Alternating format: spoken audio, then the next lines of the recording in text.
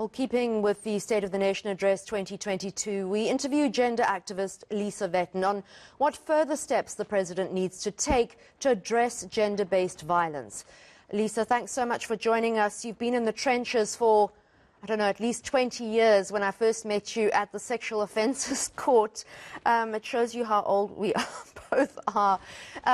But, you know, with the killing of that nurse, poor nurse in Tembisa yesterday, the Sekhofatse Pule, a columnist wrote very bluntly this morning that government and the police only care about women when they're dead, which, when I first read it, thought was, what a terrible thing to say. And then I thought, we all do make a big fuss as soon as a woman has died a gruesome death.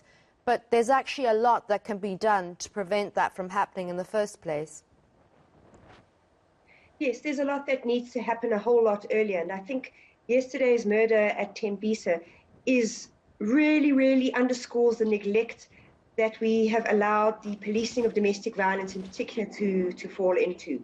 You know, it's routine to hear women, just talking to somebody this morning, she laid a charge against her partner. The police have now said, well, he wants to now lay a charge against her. Can she please come down to the station so that they can discuss this? I mean, how are we still having a situation where police officers are listening to men and saying, oh, well, now we're going to let him lay an assault charge against you? There's a very deep problem in the policing of domestic violence.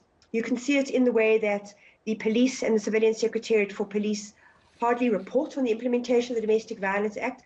Parliament hardly pays attention. They say the same things every year and have been doing so for the last 10 years, but I haven't seen a single thing being altered in order to improve those complaints that just get rolled out year after year after year. So, I mean, this is clearly related to the much bigger problems in the police.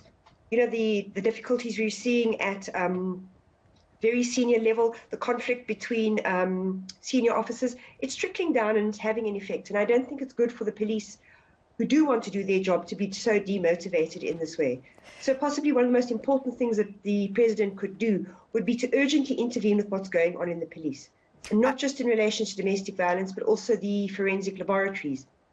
We focused on DNA, but DNA is not the only problem. I mean, I've been talking to somebody recently whose family member died. The results of the toxicology to see whether or not if there had been any medication or drugs used before she died, will take up to 3 years to analyze. So there are numerous problems in the everyday work. So we sit and focus on the dramatic end point when somebody is dead. But as you're saying, these day-to-day practices remain unaddressed, ignored, overlooked, and treated as routine, and that we just have to put up with until somebody dies. I think it was last year that the President declared a state of emergency, not just because of the COVID pandemic, but the pandemic of gender-based violence. And there have been 3 bills passed in Parliament in response to femicide and gender-based violence.